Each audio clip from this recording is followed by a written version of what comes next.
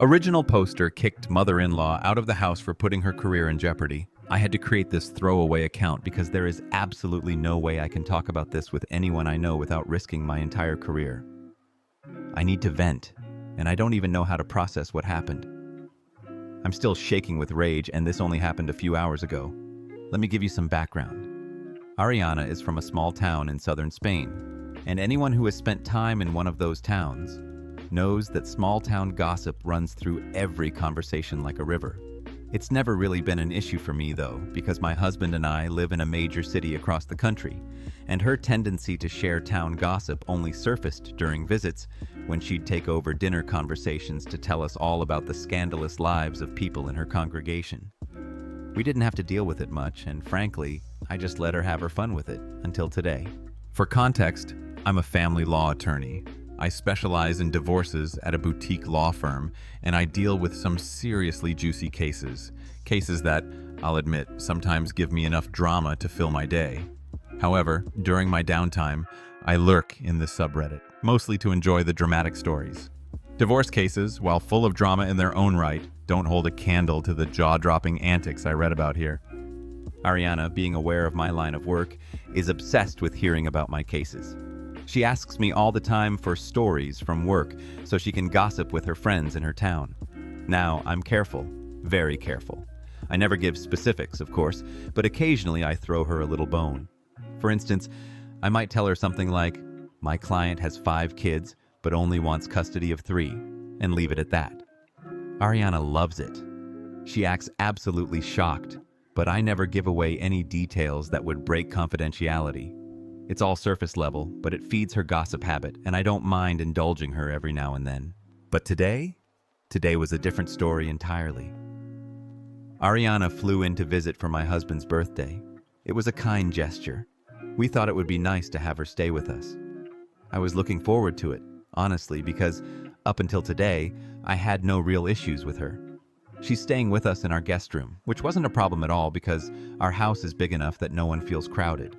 Ariana is always insistent on helping clean, which I don't mind because it's her way of showing she cares.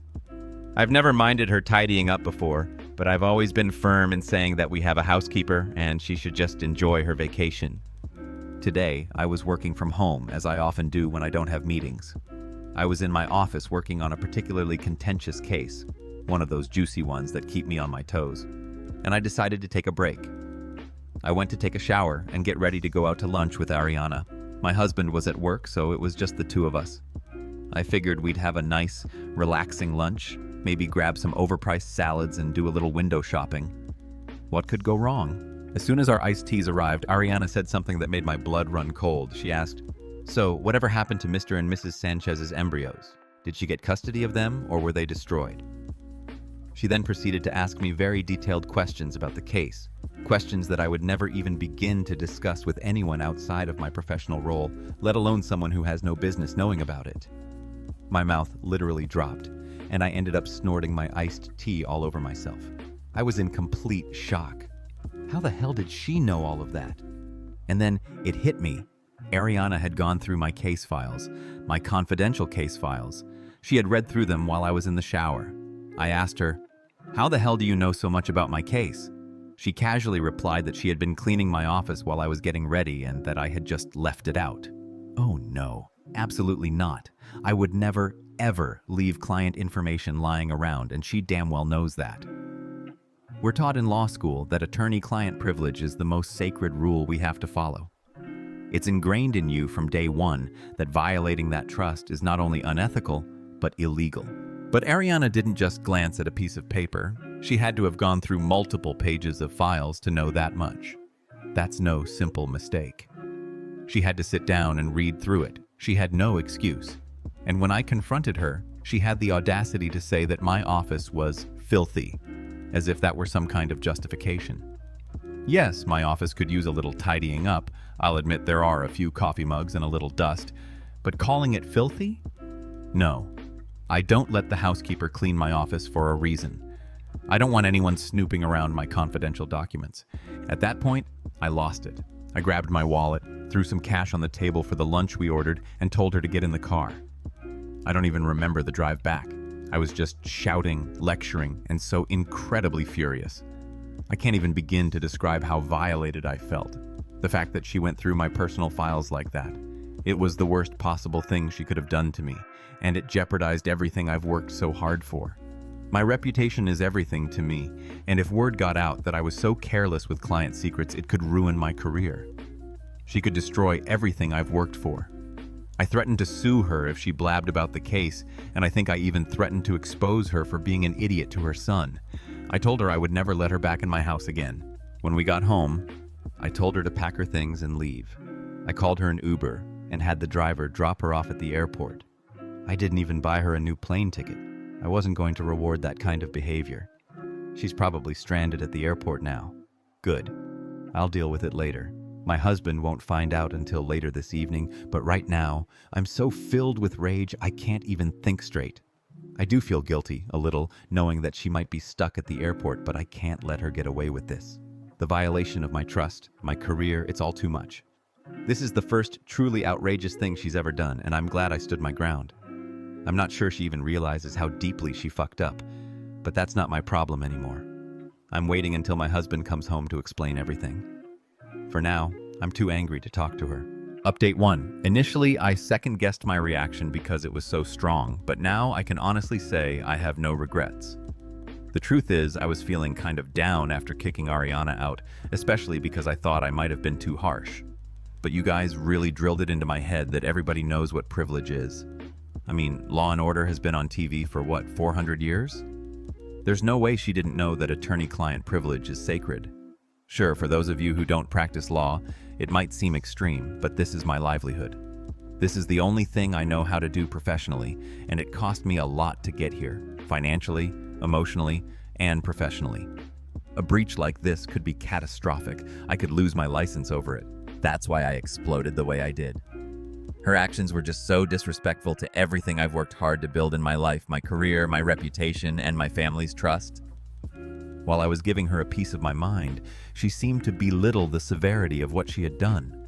She kept saying things like, "It's no big deal, I don't even know them," or "You can trust me, we're family."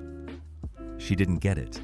She didn't understand that what she had done wasn't just casual gossip. It was a violation of everything I hold dear in my profession. The fact that she didn't grasp the magnitude of it made me lose my mind even further. It literally broke me. I had no rational explanation left to give her. You want to snoop? Fine. But don't make me feel like I'm the one at fault when you get caught. She tried to make me feel like I was overreacting, like what she did wasn't that big of a deal. Well, guess what? It absolutely was. She had this condescending attitude, like she was humoring my tantrum, with this, "Oh, when you're done, I'll put you down for a nap" mentality. I'm not a toddler, Ariana. But I guess that attitude is why it was so easy for her to get into that Uber. She probably thought I'd calm down in a few hours, and she'd be back in the house with everything smoothed over. My home office has a 6-digit lock code which was installed for security reasons, not because I expected something like this to happen, but because my husband owns firearms. How did she get the code? Guess. I'll give you one guess. She absolutely needed my husband's original birth certificate for some mysterious reason. Seriously, why? We're adults. What could you possibly need it for? And instead of asking me for it or following basic security protocol, my husband just sat on the couch playing video games and gave her the code, then told her exactly where to find the certificate. All my stuff. All of our stuff. Don't worry, he fully understands the gravity of his mistake now. We can trust her with firearms, but not with anything else. Now, let's get into what actually happened after I sent her packing. I decided not to text my husband about it beforehand, like some of you suggested. I wanted her to hang herself with her own lies. I wanted her to tell him a vivid story, filled with fake details, so that it would be impossible for her to backtrack when I disproved her version of events. I even came up with a list of pointed questions for my husband to ask her in case he needed to corner her into telling the truth. Basically a deposition strategy. In hindsight, I realize how ridiculous this sounds. I guess I was so emotional earlier that I swung the pendulum too far in the other direction, trying to be extra rational now. It's a bit embarrassing, but oh well. This was the first time Ariana and I ever had a disagreement that was so serious it required my husband to pick sides. To be honest, I've always had so much faith in my husband, but this was new territory for us, and I wasn't sure what to expect. I was fairly confident he'd be on my side, but I had read so many mama's boy horror stories on here that I wasn't completely sure. Thankfully, I was right about him. Around 6 p.m., my husband came home and, without skipping a beat, asked me bluntly, "Why are the cops going to sue my mom?" I burst out laughing. It was so far from what had actually happened that I couldn't help it. I replied, "That's not what happened, baby. I told your mom I would call the cops on her if she didn't leave immediately, and I'll admit I did threaten to sue her when I was yelling, but I really don't have any grounds to sue her, so it's just empty words." I then explained the situation to him, and he was just confused. He had already spoken to Ariana, so he knew she was at the airport and he was up to speed on the situation. Fortunately, she didn't try to come up with any elaborate lies to cover her tracks. She truthfully told him her version of the events, trying to downplay the whole thing and make it sound like I overreacted. I half expected that. If she thought she was doing something truly wrong, she wouldn't have been so casual about it over lunch. I told him we needed to buy her a plane ticket because she wasn't welcome back in our home, and he agreed. He didn't try to justify her actions at all. He understood how much damage she could have done to me, to us, especially since we just closed on our new house 2 months ago, and losing one income would have been a financial disaster. We're both kind of sad that her trip ended this way, but it's not something Ariana and I can heart-to-heart about right now. I need time. I need space. I need wine. Bonus, Ariana had a pity party at the airport for nearly 9 hours because she forgot her wallet at our house. She wanted my husband to drive it to her because how else would she board a flight without ID? And of course she couldn't call me because I'm so scary when I yell, so she begged my husband, "Please, please, you have to find my wallet and bring it to me." The wallet was on the neatly made bed. Come on, Ariana. At least try to make it look like it was misplaced somewhere else to make the story more believable. She probably just wanted to see my husband alone and convince him that I'd gone crazy and lost my mind. The joke's on her, though. Before he left, I made him buy her a non-refundable plane ticket online. Bye, bitch.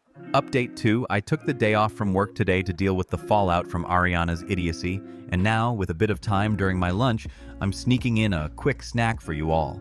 So, we won, sort of. Me, you, and all of us here on Just Know Ariana. This victory is all of ours because it was truly a collective effort. This morning, I got a groveling apology from Ariana. I listened to her. I mean, really listened to her. And you know what? It was a weird fucking apology. I gave her some neutral uh-huhs and yups, but I didn't fully accept the apology just yet. Why should I? You can be as sorry as you want, but it's up to the person you wronged to forgive you. Saying sorry doesn't give you a free pass to be a jerk, Ariana. I think I need more time before I can process it properly. DH knows that I don't forgive quickly. Let me set the scene for you, so when we left off, DH was driving her forgotten wallet to the airport. Here's some background on DH. He's a rock. Seriously, he has the temperament of an iceberg, unshakable, calm, and steady. I'm the one with the fiery personality, can you tell? We're opposites, and I guess that's what makes us work. It takes a lot to get him fired up, usually only when there's a direct threat to me or our dog. But hours passed, and he was still at the airport. I knew this was going to happen because the plane ticket we bought for Ariana wasn't until early the next morning, so she probably wanted to spend more time with her son or, more likely, rewrite history. I don't really know.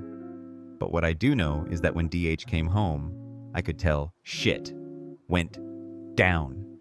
He came into the house like a whirlwind, doors slammed, keys thrown, and he even kicked a dog toy, only for the dog to joyfully chase it and break all the tension. Apparently, his hours-long conversation with his mother was frustrating, but, in the end, productive. Let me give you the rundown. Ariana spent a solid hour trying to downplay the situation, making it sound like no big deal. She kept saying things like, "It's not that serious. We're family, after all." She swore she would never say anything about the case because we were family.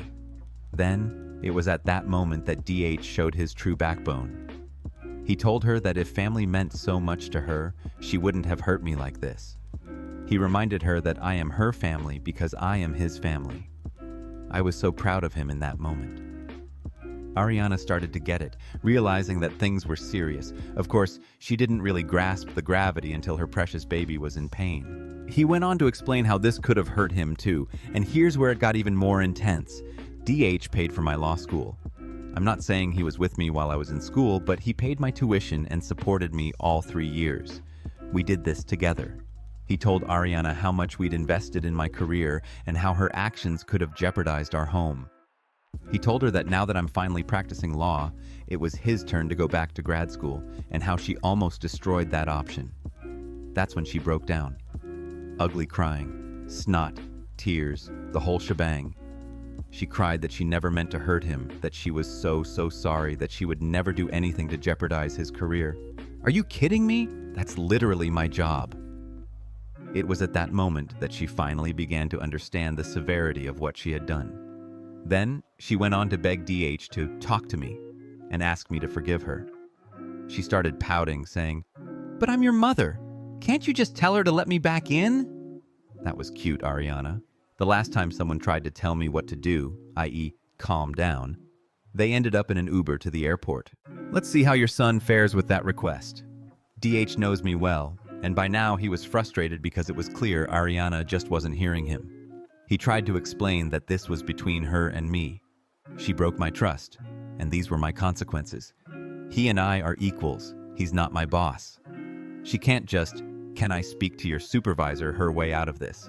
She still didn't get it when she had to board her flight, so DH came home frustrated and made a bunch of noise. It was tough for him to have two very important people in his life at odds with each other. He told me it felt like she was playing dumb on purpose, not wanting to face the reality of the situation. Yeah, no kidding, babe. This morning, Ariana called to beg for my forgiveness, but the apology was filled with, "I would never hurt my baby. I'm so sorry for all the pain this caused him. I was wrong," etc. Am I wrong to expect an apology to me?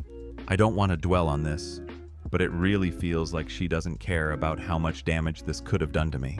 It was only when she realized how it affected her son that she even felt the slightest bit of remorse. And that's the end of it. Oh, I almost forgot the worst part. Remember how she forgot her wallet? Well, she left her wallet behind intentionally after lunch.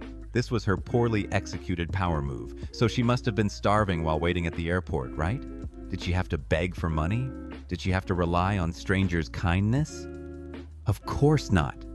This is just no Ariana. She used Apple Pay, from a phone we pay for, linked to an account we also pay for. DH had to explain to her that if I lost my job, we'd no longer be a dual-income household, and we'd have to trim the fat. So bye-bye QVC and random church rummage sales. We would have cut your allowance, lady. That finally got her attention, and I truly believe that's what forced her to muster up that apology, as insincere as it was. Update 3. Holy shit. I thought I was ready for all of this to be over, but I didn't realize how blind she's made me. Of course, it doesn't matter what Ariana thinks is true or not. She still went into my locked office and opened a file I'd put away. How is that ever okay, no matter the explanation? I swear, stupidity is contagious. If you find yourself exposed to it, please seek immediate help. Quick side note, Ariana gets an allowance from us because her bills barely cover her mortgage. A few hundred a month isn't much for us, but for her, it's the difference between eating fresh food and processed crap. I don't like her living with us, so we help her out. Sue me. Okay, now for the real update. I know I said the last post was the last one, but I needed an outside perspective. Ariana's latest words broke my brain. Some of you may recall that I'm the attorney DIL who kicked Ariana out for snooping. We hadn't spoken since that day, but with Thanksgiving coming up, she had a reason to reach out. She sent some texts, and we responded with non-committal, "we'll see" replies. Eventually, she called me directly, even though she's terrified of me. Eye roll. A little background. DH's parents are divorced, and we've always spent Christmas with my family because his side doesn't have kids. For Thanksgiving, we split the time. We go to Phil's on even-numbered years, and Ariana gets us on odd-numbered years. And guess what? I am not excited about going to her house this year. So when Ariana called, she directly asked if we were coming to Southern State this year. I wasn't planning on going, but her sheer audacity made me snap. I told her, "Hell no, I'm still mad at you, and I haven't forgiven you. You never apologized to me, the one you wronged." She knew we weren't going after all. This is an odd-numbered year, her year. She was either trying to patch things up or trying to bait me. Either way, it worked to an extent. Here's where it gets ridiculous. Ariana says she's sorry, but she doesn't understand why I'm so mad because, by law, you're supposed to keep family secrets, or you could go to jail. I swear I short-circuited right then and there. How could she confuse spousal privilege with familial privilege? That's not even a thing. Apparently, she thinks that because spouses can't be compelled to testify against each other, that means families can't share anything. What? We're not in the mafia, Ariana. There's no need to protect the family like that. And even if that were the case, how does that give you permission to snoop at my files? No one's on trial here. Spousal privilege only applies during criminal or civil suits, not in everyday life. I'm still not going to her house for Thanksgiving because it's too fresh. But part of me is inclined to forgive her. Her explanation for why she thought it was okay to read my files is dumb enough that I can almost see it as a mistake of ignorance. But it's also too smart for her to just make up on the spot. She's not clever enough for that. Now I need your help. I'm clouded by my legal background. Is this something someone without legal knowledge could have really misunderstood? I don't want to stay mad forever. It takes too much energy to be angry at someone you care about. We sent her a credit card instead of cash for her allowance. Small and petty, but it works. Now we can track her spending. It's mostly just groceries and gas. I told her it was for airline miles, but really it was my way of saying, I'm mad at you, but you're already out of my house, so what else can I do? Update 4. This is the long story of how she and I ended up going NC. It's a complicated one, with many moving parts, so I'll probably need to break it up into several posts. Piercing Patty, PP, has a younger sister, AIL, who has a daughter, CIL. AIL is a nice person, but we only talk politely every other Thanksgiving, so I wouldn't call us close. AIL and PP live in southern state, while DH and I live in the much larger and more urban coastal state. CL is currently attending college in our city, and she's a very bright young woman I've grown quite fond of. Since we're the only family she has in the area, we're happy to host her for long weekends, especially on holidays like MLK, when she has a 3-day weekend but doesn't want to make the long trip home. It's a win-win. We get to spend time with her, she gets to do laundry, and we feed her, and in return, she walks the dog for us and sometimes even gets a mani-pedi from me.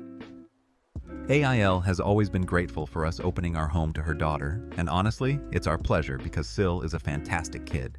About 2 months ago, Sil was hit by a drunk driver on her way home from class. It was a bad accident.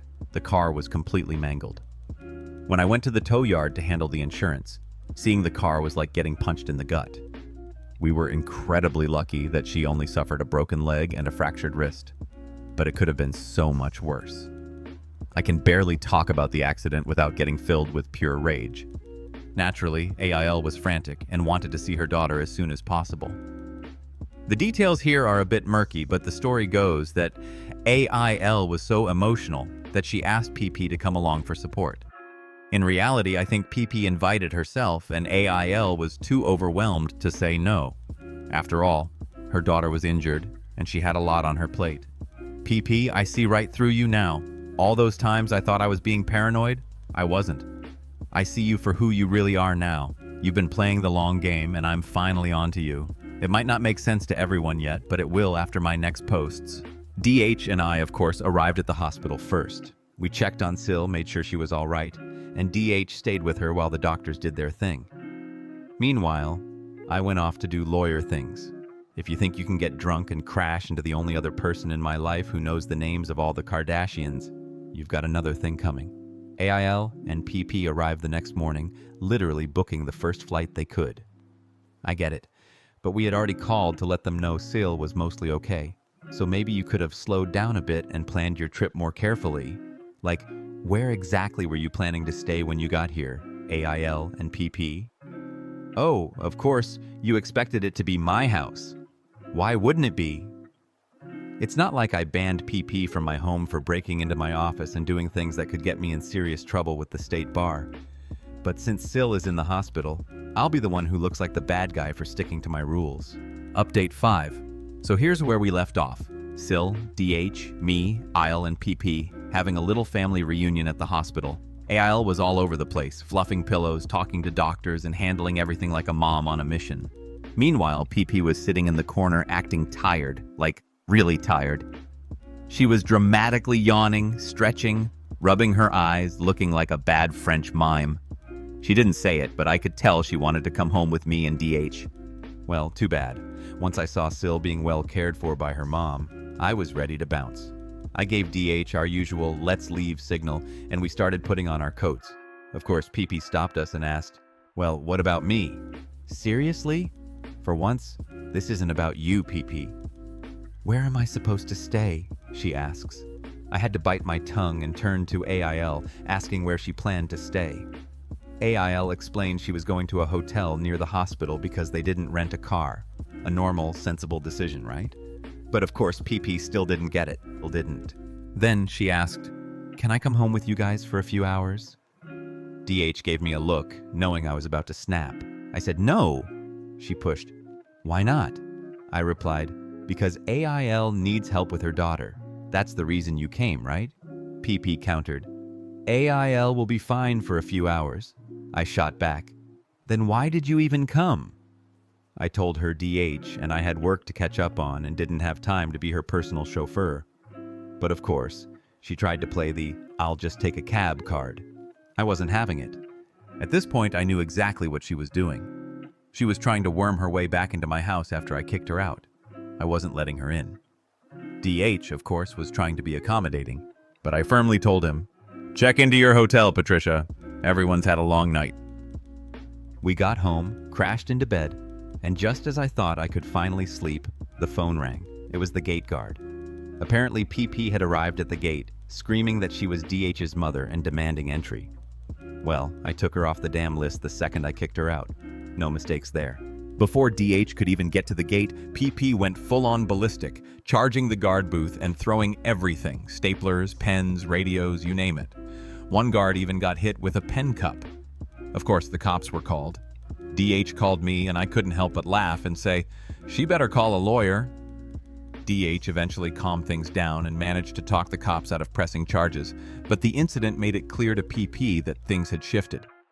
I didn't even show up to the gate to handle her. She had lost control over me, emotionally and physically. And we all know that's when things really get messy. It's a recipe for an extinction burst. Bake at 350 degrees for 20 minutes until golden brown.